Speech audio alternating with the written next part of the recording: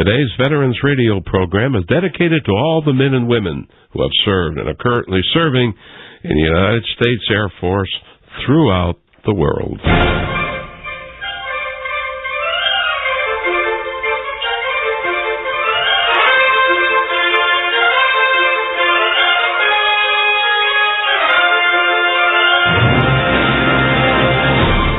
From the studios of Ave Maria Radio in Ann Arbor, this is Veterans Radio. And now, here's your host, Bob Gould.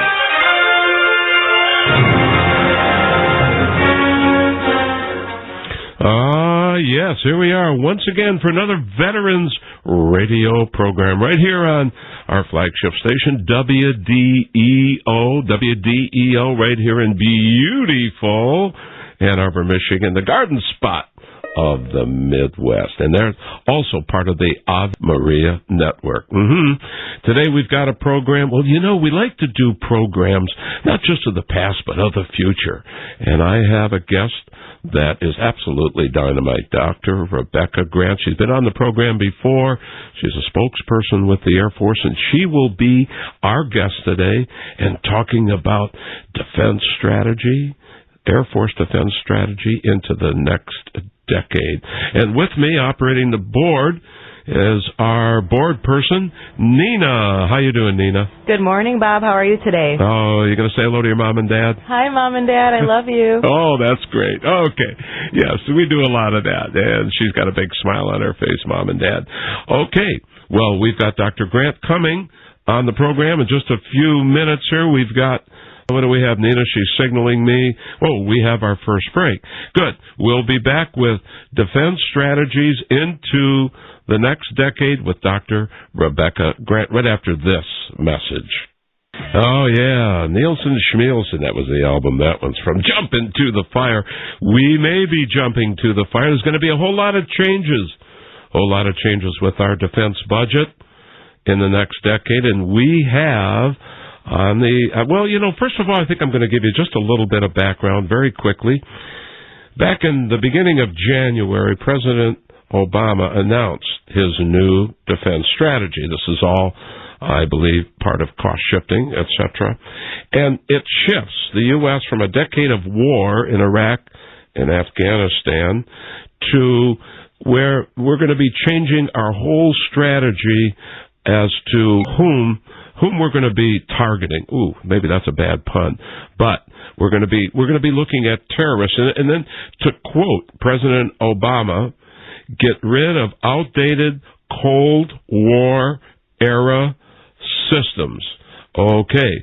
Well, he was talking about it's clear that some prominent remaining Cold War systems will live on, and that includes the B-52 bomber and the U-2 spy plane. Wow, it's all part of a foundation of U.S. nuclear deterrent strategy. On the line with me right now is Dr. Rebecca Grant, who is president of IRIS, I-R-I-S, the Independent Research, a public policy research organization in Washington, D.C. Dr. Grant is an active member of the Air Force Association. She writes regularly for Air Force Magazine and served from 2008 to 2011 as the founding director of the Mitchell Institute. Dr. Grant, welcome to Veterans Radio. Thank you, Bob. It's nice to be on this morning. Well, it's nice to have you. Well, let's talk about those Cold War era systems, namely the B-52, who, how many times have they had the requiem for that wonderful war bird, and it's lived on for 60 years. I know recently you had the occasion to fly in one. Why don't you tell us about that?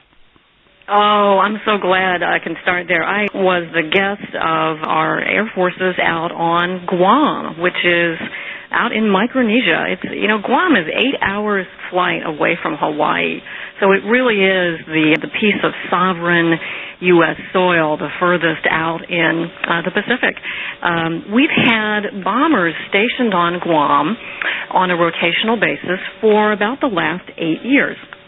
I visited there during a big exercise with air forces from Japan and Australia, and my hosts were the 23rd Bomb Squadron from Minot Air Force Base in North Dakota. They were so kind as to let me fly in a little, what they call the instructor pilot seat, which is right behind the pilot and the co-pilot, in a B-52, and I got to make a flight and see how they do their mission. It was just one of the most exciting days of my life. What did it sound like inside the bird? The power, you just can't imagine. The B-52 has 8 engines on the wing, and the power when they start those things up is incredible. You have to wear earplugs just to walk out to the airplane. You have to wear earplugs in the airplane underneath your flight helmet. So it sounds like all the power of the human race combined into one sleek, dark, gray aircraft.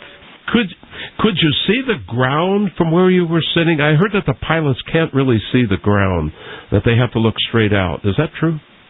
Well, certainly they can see the runway, and I was a little bit back of them but had a really good view.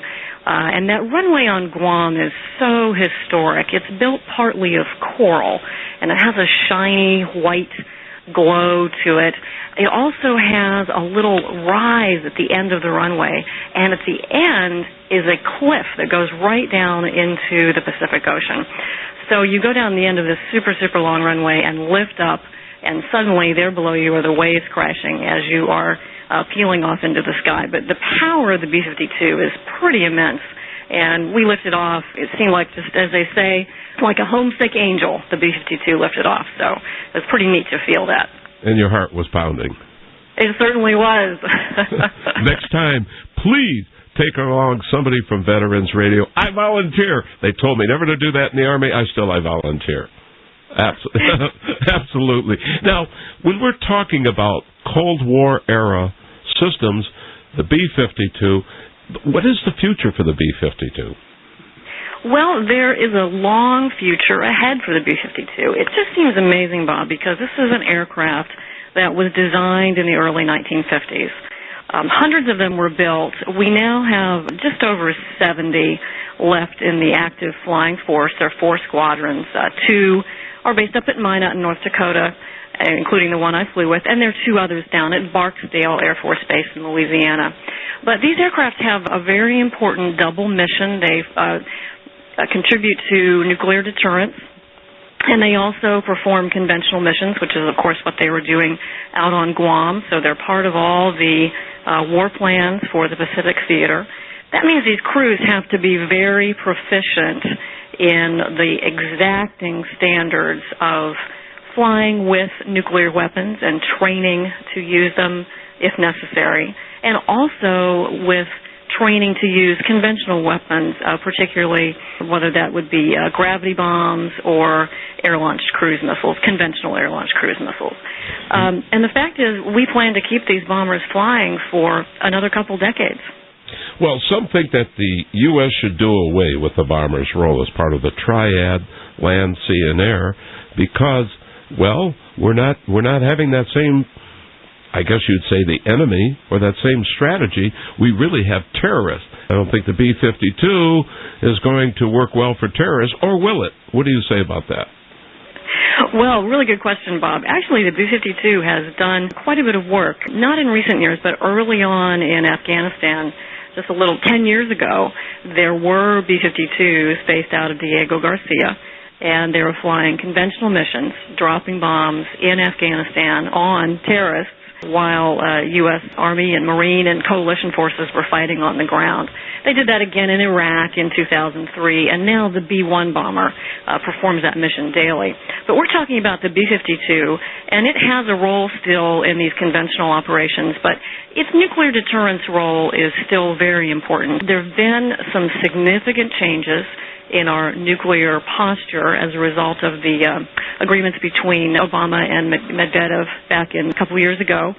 And so we see reductions going on. There were some cuts made to the B-52 fleet.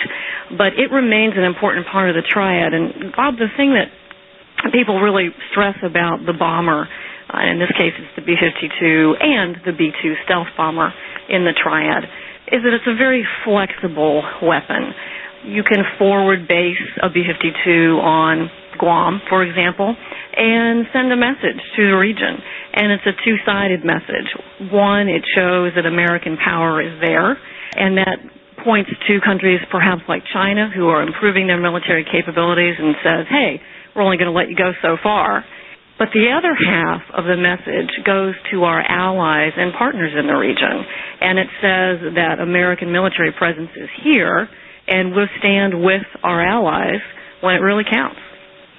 So when we hear that the Obama administration, to cut costs, is going to be cutting back on the number of nuclear weapons because there's going to be a cutback in the role of the bomber, that's pretty accurate, and it's not really, should I say this, going to be a detriment to our capability for preventive of a nuclear war, correct? That's right. The desire has been, and the treaty now is an agreement to come down to some lower numbers, and I think that's probably a healthy thing. But we want to be sure to maintain that triad, and that's the administration's policy right now. We do hear a lot of discussion about whether the submarine force or the intercontinental ballistic missiles, the land-based ICBMs down in their silos, or whether the bombers should be reduced. But most of the professionals in the business, and particularly the commanders of strategic command who are responsible for carrying out that mission, they want to keep the triad because each part of it brings some significant advantages. And the nuclear deterrence is stronger with each of its three legs rather than going down to just two. Well, here is another aircraft, a favorite of mine, and that is the A-10 Warthog. This thing was scheduled for the scrap heap many times. It's been reconstituted, reincarnated. It's still a stick and rudder. It's not run by computers, folks. I mean, the guys have got to sit in, guys and gals, oh, Lord, I got to make sure I get that right, and they can sit in, the pilots, there we are, in the cockpit and fly the darn thing, get low to the ground. It's very effective against the Al-Qaeda, the Taliban, etc., etc. What is the role for the Warthog, the A-10? You're right. We're going to keep the A-10, and pilots really do love it. I'm sure glad you said the men and women who fly the A-10, because one of the most famous incidents with the A-10 occurred back in 2003 when a young woman captain pilot brought her A-10 back with significant battle damage back to a base in Iraq, and she had lost some of the hydraulic systems that control the aircraft, and she had to manually fly that aircraft in using a lot of muscle power, and she did it. Did a real good job. That's one thing the pilots love about the A-10 is its rugged durability. We've seen in Iraq and Afghanistan much more use of strafing, just like you remember from the World War II movies.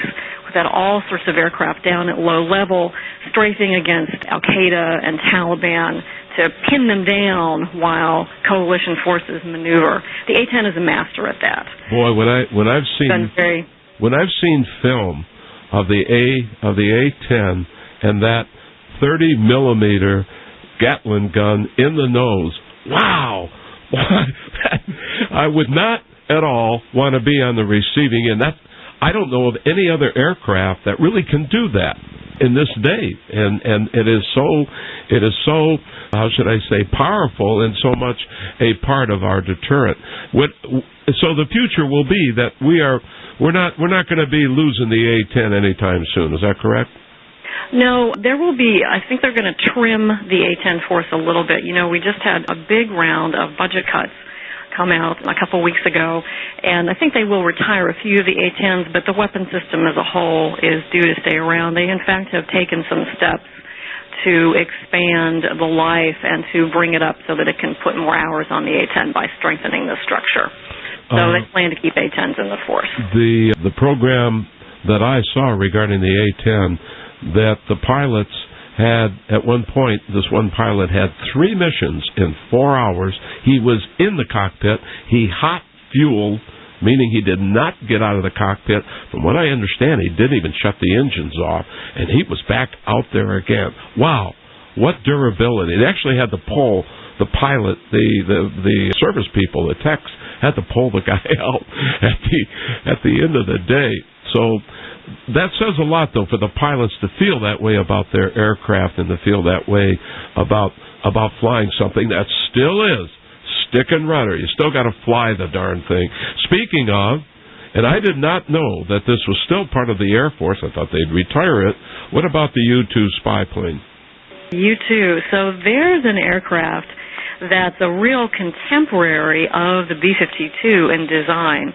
Such a famous plane, designed in the mid-1950s to be a super high altitude aircraft that could fly over the Soviet Union in secret and take pictures of the developing missile and bomber force. Remember, this was right after the Soviet Union had tested its first atomic and then hydrogen bombs, and we were desperate to know what they might have in that country. Totalitarian state. So the U-2 was developed to be able to fly over the Soviet Union. And very famously, one was shot down in 1960 by a surface-to-air missile. The U-2s today are the same plane in spirit. They are a little bit newer, and they have some significant redesign that was done in the 60s. But they're still an old plane. They're still manned. They're very light. They fly at super high altitudes. The pilots have to wear specialized suits. But what they do now is their mission is to collect all sorts of intelligence. They take pictures. That can be electro-optical, which is what you think of like TV. It could be infrared, which is looking for hot spots. It can be synthetic aperture radar, where a series of radar shots work at longer range to form a really good image of maybe an enemy missile site or something like that. And they also scoop up what's referred to as signals intelligence. So they listen to what the enemy's broadcasting and what its weapons are saying. The U-2s have been pretty busy on, when there are tensions in Korea, you'll find the U-2s flying. They fly missions in Europe as well, and they fly missions around the Middle East. But the astonishing thing is the Air Force had for some years planned to retire the U-2 because in the end it's a great plane, but it's limited by the endurance of the pilot. Then just a few weeks ago, the Air Force reversed its position and said that in fact they will keep the U-2. And they're going to retire a much newer system called the Global Hawk, which is an unmanned high-altitude drone aircraft. They're not retiring all of them, but they're retiring about a big portion of the fleet. It was really a shock here in Washington to hear that the U-2 would stay and the much newer Global Hawk would have some retirements. That's interesting because everybody's talking about unmanned this and unmanned that, and you know what? They still need somebody to fly the darn thing. And here they are. They're finding out that the pilots are still needed. Now, one of the things that happened when the U-2 was shot down, what have they?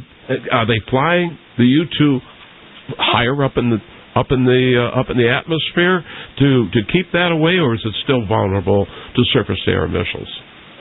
Well, the U-2, and in fact, just about every aircraft we fly is vulnerable to surface-to-air missiles. Like I said, this happened back in 1960, and it showed that surface-to-air missiles were now capable of targeting higher-altitude aircraft under certain conditions. So the shoot-down of the U-2 is, in fact, really a chapter in history for many reasons, but partly because it led us to start developing a technology known as stealth. And stealth didn't come to fruition for many, many years afterwards, really not until the early 1980s. But stealth was devised so that it could evade radar detection by these surface-to-air missiles, like the one that had shot down the U-2. And so it's from that we see stealth becoming a huge piece of our top combat aircraft. Well, that's a great segue into our next aircraft. But before we do that, we have a caller, Rod from Colorado, another beautiful state. Oh, yeah, skiing in Colorado. How's the snow out there, Rod? It's still there, Bob. It's still there. You want some? No. I mean, yeah, it's okay for snow, but I'm waiting for spring, and it's going to happen here. I'm sure it's very beautiful in Colorado. I say June or July, Bob. Okay, I'll remember that and book my. Okay. I'll book my reservations. Rod, you have a question for Dr. Grant? Go ahead. Yeah. First thing I want to say is, do I have Dr. Grant correct? Didn't I see you quite a bit on the military channel? Yes, that was me. Okay, well, I want to say I appreciated your information and certainly recognize your expertise because you really came across very professionally and very knowledgeable on that program. So I enjoyed seeing you there. Hope to see you again there sometime soon. Oh, thank you very much. You're welcome. My question has to do with, when we're talking about Air Force defensive strategy, I always think of as a good defense is a good offense. Is the Air Force going to be taking any responsibility as far as EMP weaponry goes, either defensively or offensively in the next decade? Well, Rod, that's a great question. You're asking about EMP, which stands for electromagnetic pulse. And right. That's something that can happen in a bunch of different ways. And, in fact, lightning is a problem there as well. You'll be glad to know, and you may already, of course, that aircraft are what they call EMP hardened. So take an aircraft like the B-2 stealth bomber. It's built so that its skin surface and its flight controls and the cockpit glass and, most importantly, its electronics can withstand EMP radiation, for example, from an enemy nuclear weapon or from another big high-pulse source. So EMP hardening is still certainly a part of aircraft design. You're also asking a little bit about EMP weapons, and let me just turn that to talk for a minute about directed energy weapons, and we think of that most commonly as a laser. I expect that we will see laser weapons within the next couple of decades. The Air Force developed a system you may be familiar with called the airborne laser. It was a liquid chemical laser. Boeing was the main contractor, built for a wide-body jet and able to use a laser to shoot down missiles in flight. They worked a long time on the system and made some great strides. It was canceled recently because it just wasn't quite where they wanted it to be, and there were some budget issues too. But the thing that we want to move to is to look at a solid-state laser for airborne applications. The problem now is that they're at low power, but I think the science tells us that we'll see higher power output from those solid-state lasers in the future. And so, Bob, if you and I are doing this show 20 years from now, Rod can ask us about how we think these laser weapons are working on an aircraft in the future. So I certainly see that, not in the short term, but in the medium to longer term.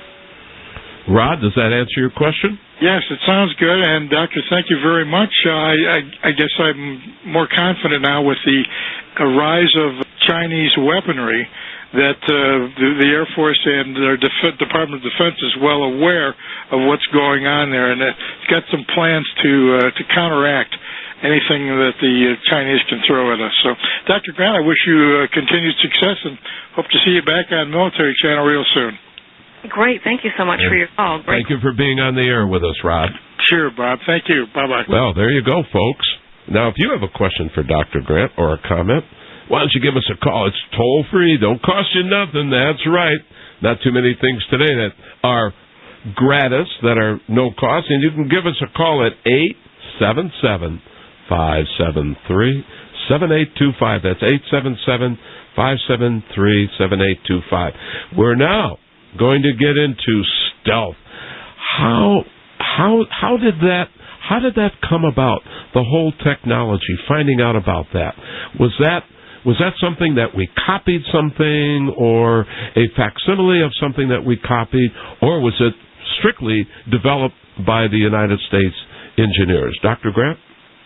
I am going to call that as strictly a U.S. invention and one of our very best. Certainly there were some scientific principles and things that we learned from long research on the electromagnetic spectrum, but stealth is something we invented here in the U.S. It grew out of early research on missile nose cones, And by the early 60s, there were some bright radar engineers who said, wow, when that shape is smooth, like the front cone of a missile, I can hardly see it on my radar.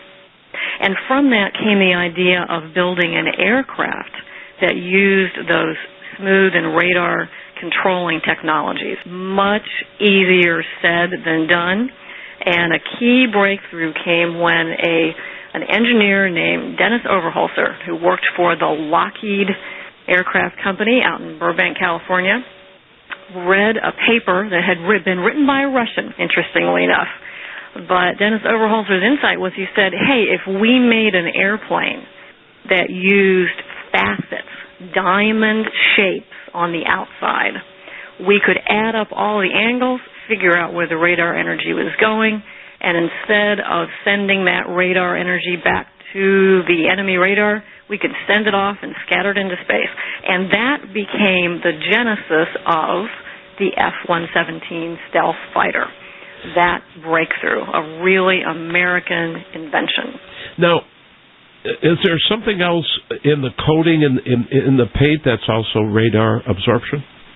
Absolutely, Bob. That's quite right. So the idea was with the radar, the energy goes out, it hits a big target like a B-52, and it's metal, and it bounces right back and tells you where the aircraft is and where it's heading. It gives you, altitude and azimuth. The idea of stealth was partly to use the shape of the plane to send the radar waves off in a different direction. But to help with some of that, they had to develop radar-absorbing material called RAM, so that some of the radar waves would sink in to the skin of the aircraft, and again, not get returned back and give an accurate position on the aircraft. RAM was especially important early on, and the engineers say that you get most of your stealth results from the shape, about 2/3 or 3/4, and the rest comes from the radar-absorbing materials. Luckily, those have come a long way, but the key breakthrough was the development of the F-117. It was developed in great secrecy in the late 1970s, and then the Air Force produced 59 F-117 aircraft. They were built quite quickly in the early 1980s, and of course made their great public debut in the Gulf War of 1991, where they were responsible for, they flew over a very heavily defended areas in Iraq and in Baghdad by themselves and dropped bombs on key targets and took out probably about 40% of the fixed strategic targets, while flying only about 2% of the total aircraft sorties in Operation Desert Storm. Wow. So, great. Wow. That was, I have to stop you. We're coming up on a break. Take a break yourself, because I know you've done a lot of talking. We'll be right back. Veterans Radio. Lieutenant Robert Nett was seriously wounded during hand-to-hand combat, but continued to lead his men. Details after this. Nett commanded Company E in an attack against a reinforced enemy battalion that had held up the American advance for 2 days from its entrenched positions around a 3-story concrete building. With another infantry company and armored vehicles, Company E advanced against heavy machine gun and other automatic weapons fire, with Nett spearheading the assault against the strong point. During the fierce hand-to-hand encounter that ensued, he killed 7 deeply entrenched Japanese with his rifle and bayonet, and, although seriously wounded, continued to lead his men forward, refusing to relinquish his command. Again, he was severely wounded, but still unwilling to retire, pressed ahead with his troops to assure the capture of the objective. Wounded once more in the final assault, he calmly made all arrangements for the resumption of the advance, turned over his command to another officer, and then walked unaided to the rear for medical treatment. The Medal of Honor Series is a production of Veterans Radio. There we go. We're back right now, Veterans Radio, and we're talking with Dr. Rebecca Grant. Dr. Grant is president of IRIS Independent Research, a public policy research organization located in Washington, D.C. She's also an active member of the Air Force Association. Dr. Grant, I hope you had a cup of coffee during that break.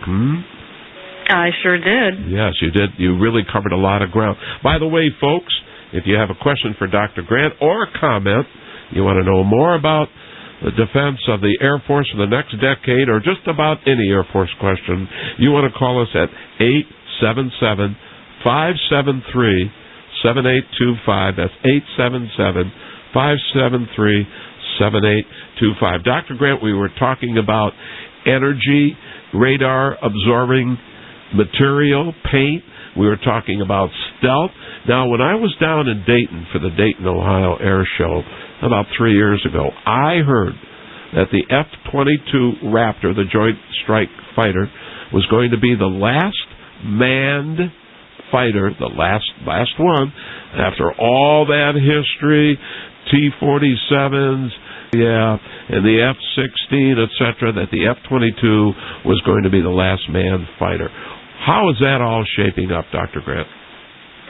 Well, we're actually going to have, for sure, the F-35. So we've been talking about stealth, and our two new stealth fighters are the F-22.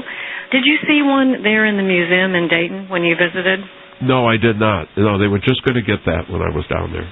That's right. They have one now that was actually used in the test program, and they flew it so hard that they decided it probably wasn't safe to fly anymore. It seemed to be perfectly fine, but it pulled more G's, or gravitational forces, than they'd ever seen pulled in a fighter. And so when the test program was completed, this one went off to the museum in Dayton. Two new stealth fighters. F-22 is ending production in May. The Air Force has acquired 183 of those.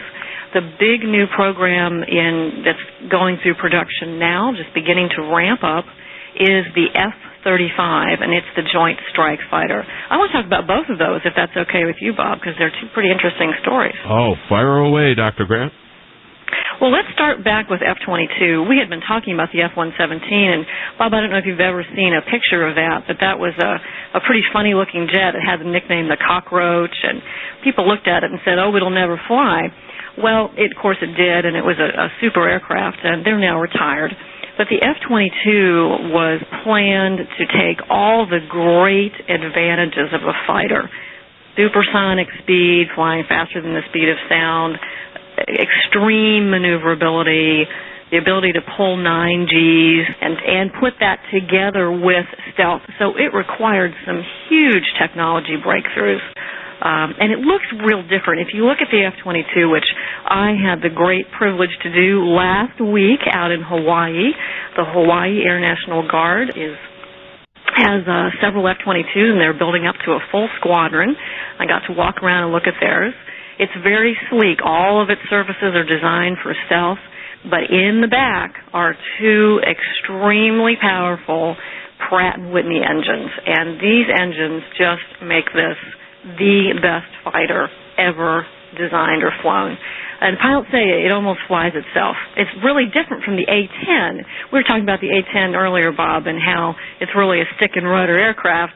Of course, there's still those features in the F-22, but the computer integration with the F-22 is just superb.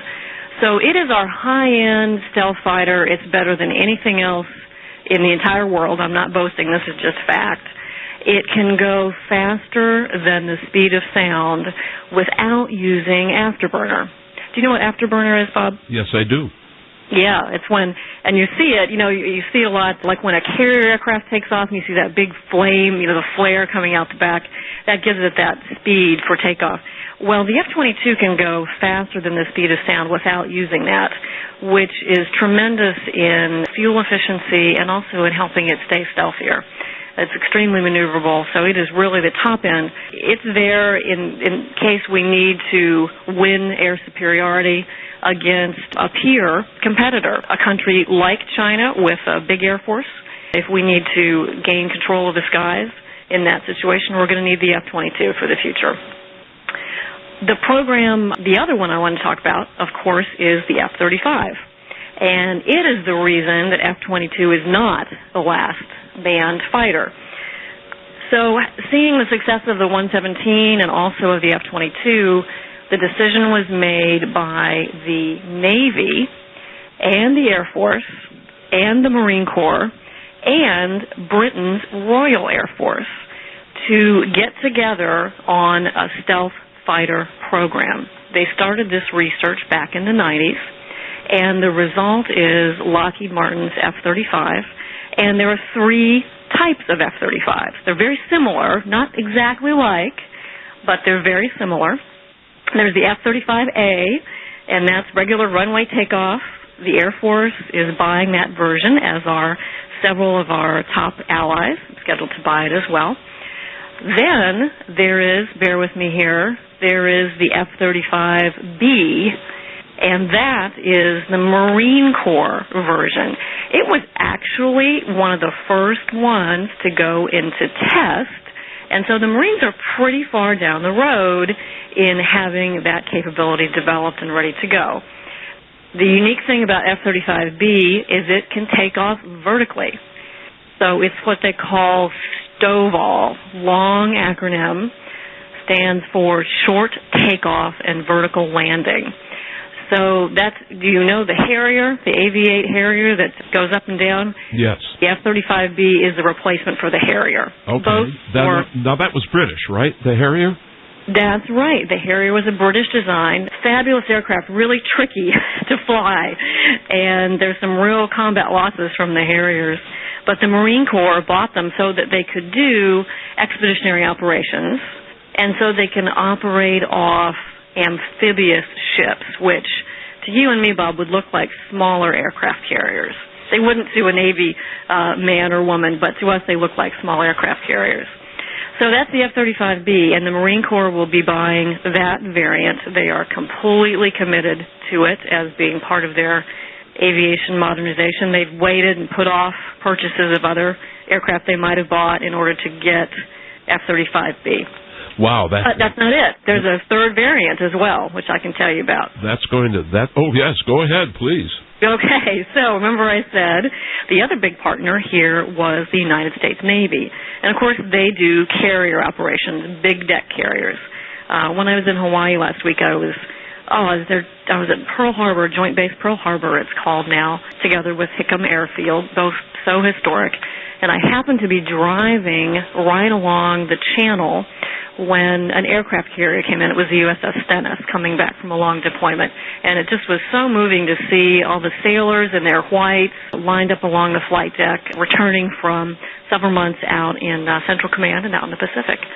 So, future for naval aviation, F-35C, or Charlie, the C variant.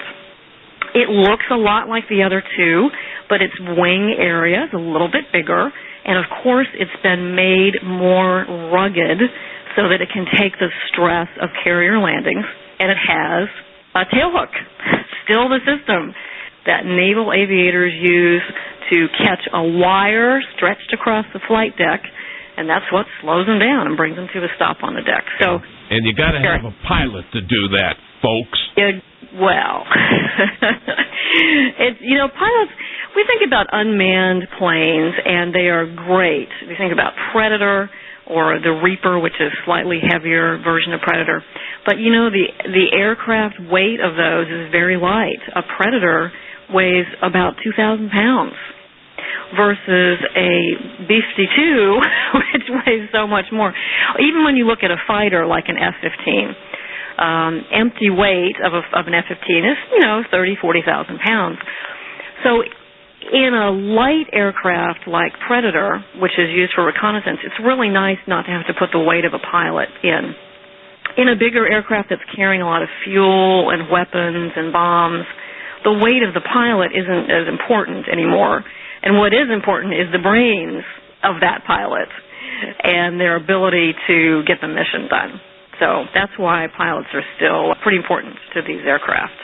Now, if you want to know more about this, my listeners out there to Veterans Radio, Dr. Grant wrote a paper on that. Dr. Grant, why don't you tell us very quickly, we've got about a minute before the next break, how can they read your paper? What do they have to do? Sure. This paper in particular is the case for a new stealth bomber, and it's available at the website www.irisresearch.com, IRIS Research, and you'll find it under the blog called All Things Pentagon. Case for the new stealth bomber. Okay, folks, You've heard it right here. We're going to go to our next break, our last break in the program. If you have a question for Dr. Grant, give us a call at 877-573-7825. That's 877-573-7825. When we come back with Dr. Grant, we're going to talk about air power in the Pacific. We talked a little bit about China, and I know at the last program she mentioned that on China. So you're going to stick around here and get all that information. We'll be right back. Yeah, there it is, the Air Force song. Off we go into the wild blue yonder. We've got our last segment here at Veterans Radio. If you have a question for Dr. Grant regarding Air Force power in the next decade, call us toll-free at 877-573-7825, 877-573-7825. Our operators are standing by to take your call. All the lines are open at 877-573-7825. Also, I want to get in that today's program, of course, a Marine Scholars Program at Ave Maria University. Getting back with Dr. Grant. Last time you were on the program, you talked about China. We didn't get into that as much as I would have liked to. Now, they're not enemies, whatever, folks. This is not it. But we don't ever want to get our knickers down like we did over at Pearl Harbor. So we have to be prepared for that. And right now, I'd like Dr. Grant to talk about air power in the Pacific, which I'm sure will include China. Dr. Grant, take over. Absolutely. So here's the key event of 2012, and that was the January release of a new strategy affecting, and it's called Sustaining U.S. Global Leadership Priorities for 21st Century Defense, released by the White House. And it specifically says that we need, of course, to continue with the counterterrorism work that we're doing, that we've been doing for 10 years, but that our focus for the future is increasingly on Asia. And there are two pieces to this. One, quite frankly, is countering the rise of Chinese military power, which has gone up a lot over the last 15 years. And the second piece, intertwined, is strengthening our relationships with our many partners and allies in the region. That starts with allies like Japan, Australia, and moves right on through to nations that are allies and partners. And, that Pacific theater is really all about doing that. There's another piece of it, too, I want to mention right up front, and that is responding to natural disasters. It's been just about a year since the tsunami and nuclear disasters in Japan, and we carried out what is called Operation Tomodachi. There was assistance from the Navy and from the Air Force in that, and our Air Force commander in the Pacific, who is a 4-star general named Gary North, he likes to say that Mother Nature can rear her head more quickly than any enemy and often cause more devastation. So part of our military power there is to be able to respond to disasters and in so doing help to build up our relationships with those in the region. But the other big piece of this, frankly, is getting us into a posture where we can effectively deter the rise of Chinese military power. We know China is an economic powerhouse, but they've matched that in the last 15 years with great improvements in their Navy, in their Air Forces, in their cyberspace capabilities. They knocked a satellite out of orbit back in 2007. It was one of their own, but it was widely seen as a demonstration of their extremely sophisticated capabilities. We know they have plans for activities related to the moon, and certainly they are asserting their dominance in the Pacific. What we want to do there, I think, as a nation is balance that. I foresee decades of us maintaining military power that matches, and that frankly that overmatches China's, so that there's no question about China being able to expand its influence beyond where we and our allies would like it to go. So to do that, just think of the map of Asia. It is such a huge region. That is really an air power theater. Naval force is very important as well. But as we look at deterring potential Chinese missile threats or aircraft, it really comes down to our bombers, our fighters, our satellites, and our command and control network and most of all, our deployable air power to be able to maintain U.S. interests out in the Pacific region. Now, you talk about an air-sea battle, a 5-year effort by the Air Force. Why don't you talk a little, and the Navy, to share the tactics. Talk a little bit more about that. Have you covered that, or do you have something else you could add? Oh, well, let me add, that's a great question, Bob. Air-sea battle, big effort by the Navy and the Air Force, and everybody knows it's not always easy for two services to get together and really seriously work on this. I give a lot of credit to the Chief of Naval Operations, Admiral Gary Roughead, who just retired. Admiral Jonathan Greenert has continued that, the new CNO, and to Air Force Chief of Staff Norton Schwartz. They have gotten together themselves, they've gotten their staffs together, and the whole point is to say, all right, Navy, what do you have out in the Pacific? And Air Force, what do you have in planes, in weapons, in command and control, in maintaining missile warning, in cyberspace and the connectivity? So they are working very hard to make sure that they can share their budget responsibilities and come up with a concept that ensures that China can't steal one over on us out in the Pacific. So air-sea battle, very big, very real initiative, really shows the need to cooperate. There are a lot of logistical challenges in the Pacific, moving around people, planes, fuel, etc., and it's going to take full cooperation from the Air Force and the Navy. The fact that the head of those two services are working closely together should tell us all how seriously they take this problem. Now, this is great, because they call this a segue in the radio business. You talked about fuel. These weapons have to be refueled, and you've got here on your little email that you sent to me about a new tanker being developed, the KC-46. It's designed by Boeing. Tell us about that. Oh, this is what makes air power global. It's the ability to refuel in the air. And the current fleet is pretty old. KC-135 tankers, they're the same age as those B-52s and U-2s we talked about earlier. So just a year ago, Boeing won the contract. After lots of delays and questions, everyone in Washington was really glad to see this move forward, because Boeing is now getting right into the detailed design work on the new KC-46. It'll take a 767 airliner, which you've probably flown in lots of times, and convert that to carry fuel and also to carry some cargo and passengers and do medical evacuation. But the main purpose of this tanker is to provide fuel in the air to our reconnaissance and our combat aircraft. You just can't fly a bomber or especially a fighter out in the Pacific without that air refueling available. They'll need it if they're going into a strike mission. They need it right before the strike. They really need it right after the strike. And it's air refueling that gives us that global power. Absolutely essential, and great to see that program going forward so that we can keep that reach out in the Pacific. Now, of course, it is. You're running out of fuel. You got to find yourself a way back. I'm trying to picture this C-46. How much larger is it in the KC-135? It is quite a bit bigger, because the KC-135 is built off a 707, a little narrow body, very elegant, very efficient aircraft.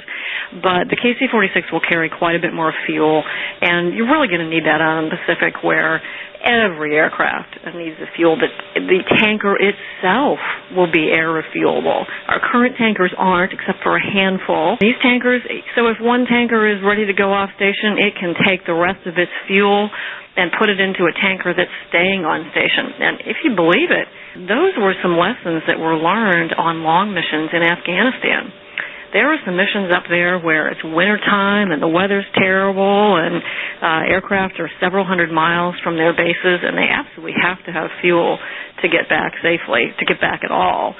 And so they would actually try to, they need to transfer fuel from tanker to tanker. They also refuel some of the big planes like the AWACS, which is an airborne radar surveillance plane. Basically every combat aircraft out there needs fuel, and it's not just Air Force planes. The Navy relies on big Air Force tankers. Our allies rely on them as well. So they are absolutely essential. We just don't have the ability to strike and deter and hold targets at risk without a tanker. Tanker has to go forward, and it is. Thank you, Dr. Grant. I do have another listener gave us a call. That's Fred from Flint, and he has a question for Dr. Grant regarding certain models of planes and recent missile launch. We've got about 2.5 minutes. Fred, welcome to Veterans Radio. Thank you. Good morning. Semper Fi. Semper Fi. Hoorah! Wondering if you could tell the audience whatever happened to the YF-22 fighter jet, and also the componentry, various jets. I have learned much of it is foreign made, including communist China. And last question, there was a missile launch last year, I believe it was, last summer maybe, that was supposedly a visual mirage, tongue-in-cheek joke. But eyewitnesses said it was a missile launch off the California coast. Dr. Grant? Fred, absolutely. Let me take that last one first. I remember... We only have a minute and a half, so we got to do this quick. Okay. I read the reports like you did on the TV stuff on the L.A. missile, whatever it was. I don't know anything more than you do. So let me get into YF-22. YF-22 was the technology demonstrator that won the competition for Lockheed, and it became the F-22. There were some changes made to it, but it became the F-22, so that's what happened with it. Fred, you asked, are there foreign-made components in U.S. aircraft like some of the fighters? And the answer in some cases is yes, but remember the program managers tightly control and are not allowed to use foreign components in some key technology areas. So rest assured that they watch that pretty closely and know very well and do the really sensitive stuff. That is all done with U.S. sourcing. Well, I sure hope so. Okay. Thank you. Okay. Well, thank you, Fred from Flint. Boy, what an exciting program, and we've come to the end again. Dr. Grant, would you please come back on the program?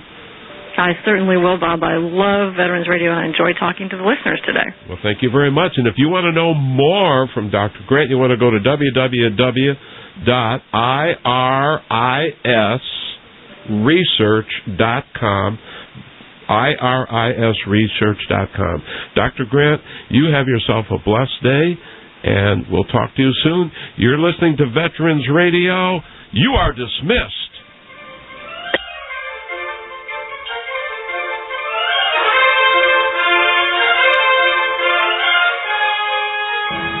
All views and opinions expressed in this program are not necessarily of Veterans Radio or this station.